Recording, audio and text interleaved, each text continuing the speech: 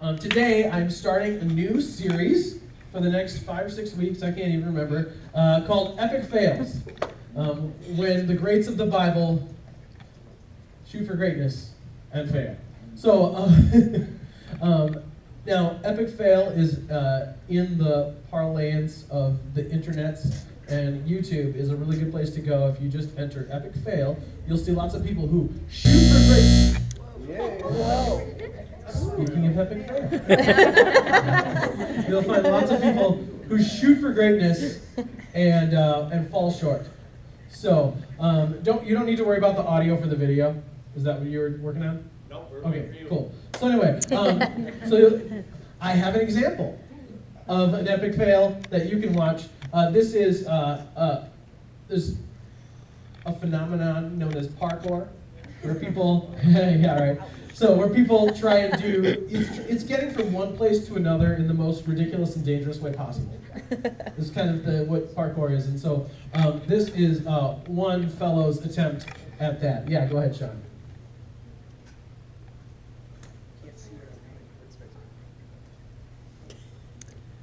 Yeah, it doesn't work when it's on the extended stuff. Oh, there it is. There it is. You got it. Here it comes.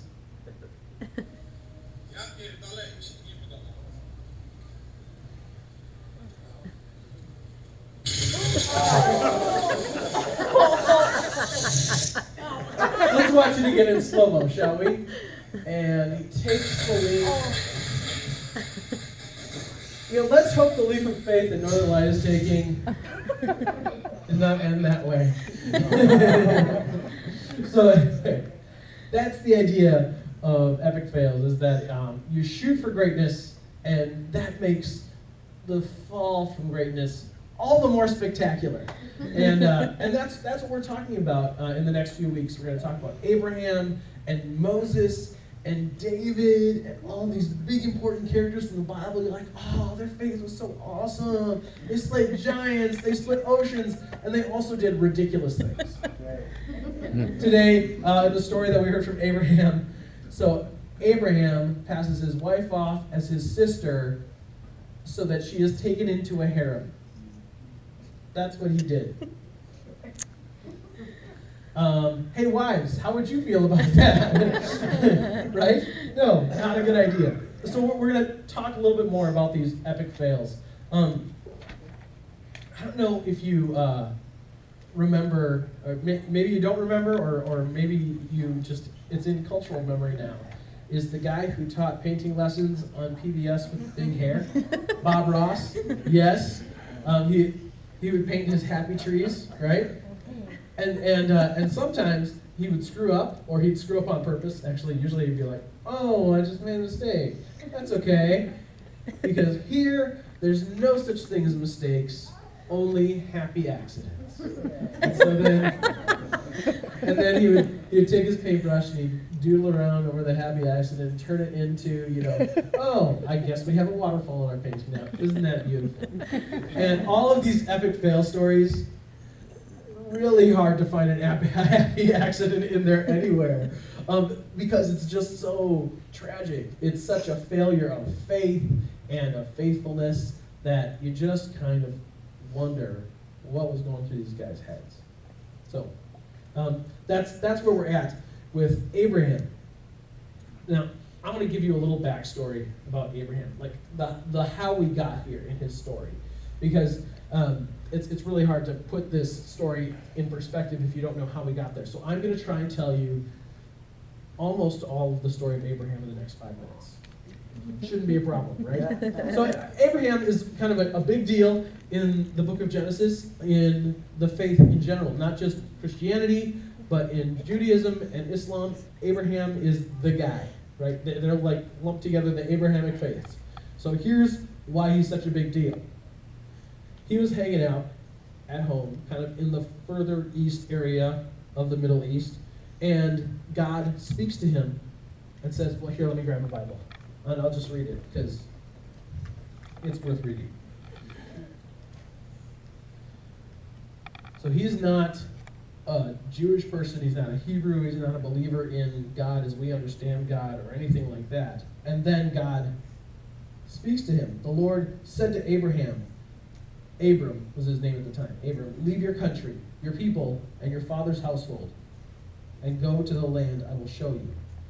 I will make you a great nation, and I will bless you. I will make your name great, and you will be a blessing. I will bless those who bless you, and whoever curses you, I will curse. And all peoples on earth will be blessed through you. And Abram, soon to have his name changed to Abraham by God, Abraham hears this word from God and says, okay, here we go. And as far as we can tell from the Bible, doesn't hesitate, doesn't have this anxiety about, oh, should I, shouldn't I? He goes. And he goes and starts walking west with his household. His immediate household, his wife, Sarah, and anyone else they had came with them, like his nephew Lot. Anyway, this is a really big deal in that culture. Like right now, you might move across the country or even across the world for work, and it's tough, but things are going to be okay because you can always stay connected, things like that. In the time that these events were happening, your family system was your entire lifeline. That was your fail-safe system. That was the safety net. The only social safety net that there was related to your household and your family caring for you. There was always your parents. You can move with your parents if things don't work out. Like that's where that came from. Like, just so you know, it's made a revival, but that's where it came from. And it actually started off that way. That was the plan. Is that when a man got married, he would move into his wife's household with the parents, and they would become a larger household with more income and be able to care for themselves and enrich the community that way.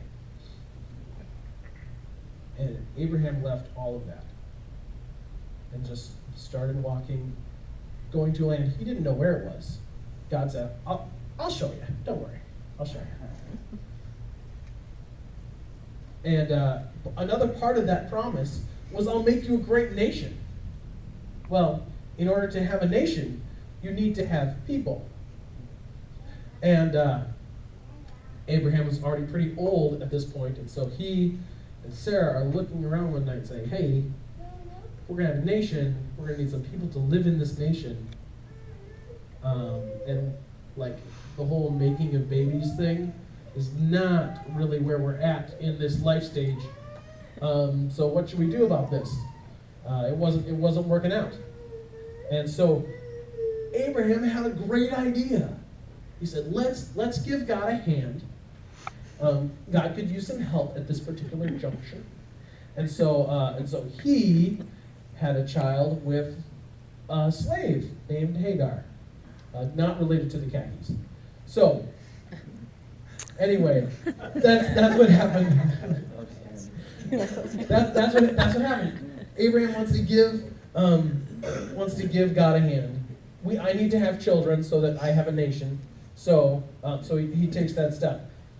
After that happens, 3 visitors appear to Abraham and Sarah, and they say, "Hey there, we are representatives of God, and just so you know, the promise about having a nation, that was through you and your actual wife, Sarah. So Sarah's going to have a child. We're going to come back in a year, and Sarah will have a child at that point." And of course, Sarah laughs at them. And that's why Isaac's name is Isaac. The word Isaac means laughter. Isaac is the son of Abraham and the child of the promise, the child that comes through all of that. So, what happens next? This is the Abraham story, and we're getting there, and I think I'm still under 5 minutes. So, after that, the whole Sodom and Gomorrah thing happens. All right? That's Abraham's nephew Lot is living there at the time, and Abraham witnesses these cities be completely destroyed by fire from the sky, as promised by God because of the wickedness happening there. And it's on the heels of that this event happens. Abraham keeps moving through the region and finds himself in the territory of this guy named Abimelech. Here's your second Hebrew lesson for the day. Abimelech means father of the king. So that means, guess who's the king? Me. So, right? Get it? So that's his name. We don't know if he's actually king or if he's just like a wealthy landowner, lord, something or other. But the way it worked is if you had a territory that you ruled over in ancient times, then you possessed anything that entered into that territory, including the women. And so when Abraham is scared that as wandering through Abimelech's land, that he might be killed and Sarah taken, that's a legitimate fear. That's a real thing. And so, at this point, he has two options. Let's do a little choose your own adventure right now, okay? So, if you were Abraham, and you had lived out the story that I just discussed, miraculous calling from God, and following in faith, and you just witnessed fire falling from the sky as predicted, and then you find yourself, and you've got this promise from God that your wife will bear children so that you can be a great nation that blesses the earth. And you find yourself in a situation where that promise might be threatened. Do you, A, trust God that this will actually happen and be a person of integrity and trust that God will take care of the promise that God has made to you? Or do you, B, help God out a little bit again? Be a little creative with your morality so that things work out the way you know God wants them to work out anyway. Well, of course, in retrospect, we'd all like to think that we would choose A, but Abraham chooses B. As they're entering into Abimelech's territory, he says to his wife Sarah, "Tell everybody that you're my sister. That way, if they take you away, they don't kill me." So it's basically an act of self-preservation. Basically, please don't let them make it so they don't kill me. Fine, if they take you, they're going to take you, and there's nothing I can do about it.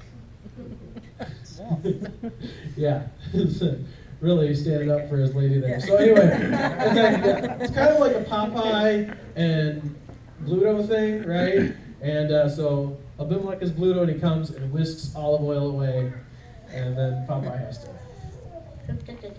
go and get olive oil. So anyway, as the story plays out, God appears to Abimelech in a dream and says, "Hey guy, you're going to die, and so is everybody else in your household, because you've got a married woman that now lives under your roof." And he's like, "What? I mean, I'm just doing what warlords do, okay? I'm just going around taking women and, socking them away for a rainy day. It's not a big deal." And God says, "No, this Sarah lady, she's hitched, and you need to do something about that, or else you're all going to die. Her husband will pray for you so that I don't kill you. But in the meantime, figure your stuff out." And so they rush and they find Abraham. They bring him back. They say, "What's the deal?" He says, "Sorry, I was afraid you were going to kill me." And Abimelech, I'm sure in the back of his mind, is like, fair enough. And so Abimelech not only returns Sarah to Abraham unharmed, but sends him on his merry way and gives him land. He says, "Here's some land for you," and land is everything. Having your own land is everything in that day. Here's your land so that you can start your life with your wife Sarah. Sorry about the problem with the harem. And then God restores Abimelech and his household, and everything's peachy. The end. Now, the thing is, if you've got any kind of sense of justice, this story rubs you a little wrong. Because God is way too nice to Abraham in this story. Right? Abraham did this kind of terrible thing and told this half-truth that put his wife in jeopardy, but, kept his skin safe. But everything worked out all right. And not to mention the fact that in this story, Abimelech is the most ethical person in the story. Right? Because Sarah goes through the whole thing saying, oh yeah, that guy, totally my brother. and Abraham, of course, is also in on the lie. Abimelech is just doing what is expected in his culture. And then God speaks to him and he responds immediately and does the right thing and then goes over and above, even though it wasn't his fault that Sarah wound up in his household. He still gives land to them at the end. A brief aside before I move forward. I think that happens too often in our culture too, where the people of faith fall short morally, and the people on the outside of the family of faith are able to look on us as we get in the spotlights for whatever scandal or whatever kind of moral wrongness that we hold tight to and say, see, I told you. Let's not give those who want to cast aspersion on faith a reason to say, I told you so. Let's be those people who stand up and have that moral compass that God has put within us active and functioning, so that people can look at our lives and say, that's something worth having. So that's the story. That's the whole of it. That's the start to the finish of what we're talking about today with Abimelech. And so I still, even after that, I have a few lingering questions. My first one is, how does your life reflect God's promise to you? Now, God hasn't spoken to any of us here and said, I'm going to make you a great nation, and I will bless you so that you can be a blessing to all the earth. But we're the inheritance of that promise. We are the recipients of that promise because of Jesus, who makes every single one of us children of Abraham. That's all part of the same story. We are welcomed into God's family because of God's love shown through Jesus. And so now, we're part of that same promise. So how does your life reflect that? At this particular moment in Genesis 20, Abraham's life does not reflect that all that well. But he has high moments and low moments, and he figures it out at the end. Enough so that we could wind up with Jesus, who could open up the floodgates so that the great nation promised to Abraham would actually be anyone who enters into faith in Jesus. But how does that affect your day-to-day living? Does it show up ever? Does it show up on Sunday mornings only? Does it show up whenever you walk in the building or see a church friend, but then it falls off to the side on other times? If that's you, don't worry, you're not alone. Okay, that's most of us. So I'm not pointing a finger here. I'm just asking the question. And do you want something more than that for your life? Do you want something more than that from your relationship with God to really activate something inside of you? Do you want God's life, that is the source of all life, to be a catalyst in your own spirit, making your life better than it could have ever been before, so that you just burst forth with truth, goodness, and beauty in your day-to-day living? Just ask her the question. My other kind of lingering question on the other side of this story is, how do you respond when your faith gets challenged? So Abraham found himself completely at a loss. He found himself in a situation where the faith that he had developed was being put to the test. And in this particular moment, he responded by shrinking away and taking matters into his own hands. I don't know what the situation is in your life that challenges your faith. Maybe it's just a book you read, or an article, or a friend of yours who keeps pushing those buttons to try and get you away from this antiquated faith. Or maybe it's an event in your life that really made you question your roots and your foundations. Let me tell you, we all have those moments. We all have those experiences. We all have those failings within us that draw us further away from God at one point or another, that make us question the things we believe in. It's okay to ask those questions.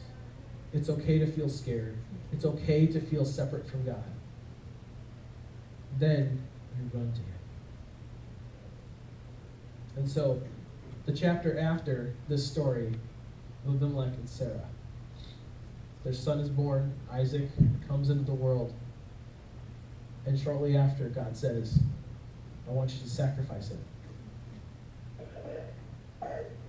And Abraham is willing to do that out of faithfulness. This time, Abraham listens, and God comes through in the way that God does. Abraham learned from his mistake. Abraham corrected his course so that he could be a follower, a person of faith, a person who truly trusts God. Is that who you want to be? I want to invite you into just a moment of reflection so that we can together invite God into our lives in a more concrete way and lean on God and trust. So, why don't you all close your eyes with me and hold out one hand with your fingers outstretched. And we're going to count some things on our fingers, all right? Ways that God is asking you, will you trust in me? Fold down your pinky finger, and that's your relationships. How can you trust in God with your relationships this week? Whether it's family, friends, neighbors, enemies, how can you trust in God more with the way that you are a person in relationship this week?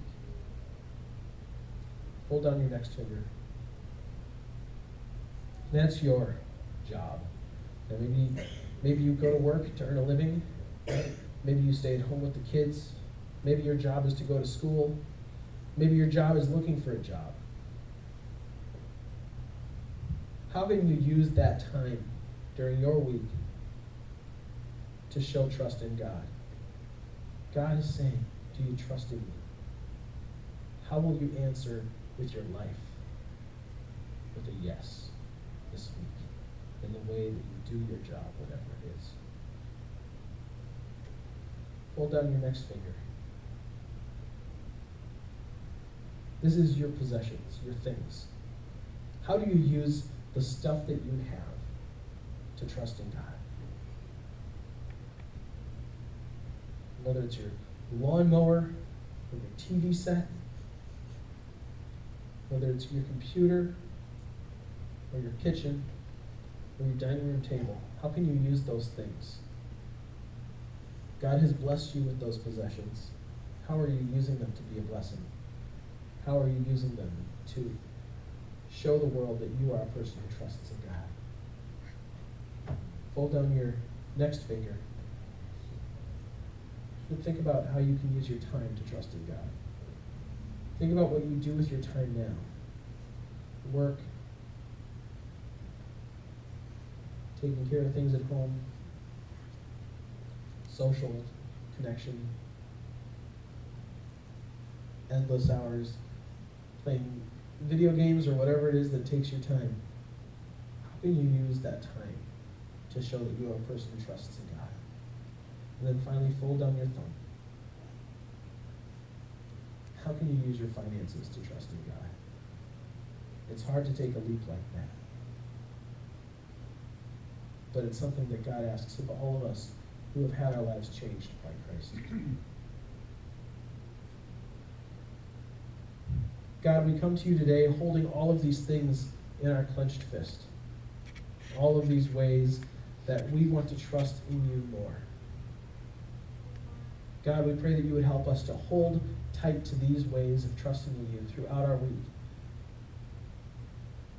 So that as we encounter questions and doubts, as we encounter fears and deception, we can turn to you with evidence that we have trusted in you and that you have come through. That we've been put through the fire and come forth as gold. Be alive in us because of our trust in you this week.